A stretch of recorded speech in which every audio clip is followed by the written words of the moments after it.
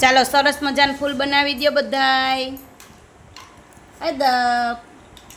તમને બધાને જલેબી ભાવે છે? તમે બધાએ ખાધી છે?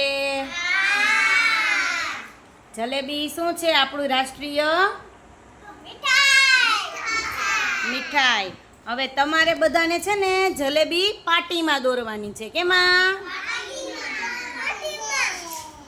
ચાલો સ્ટાર્ટ કરો બધા.